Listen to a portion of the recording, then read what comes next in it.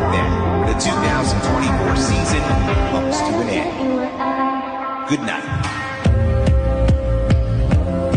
And with that, the 2024 season comes to an end. Good night.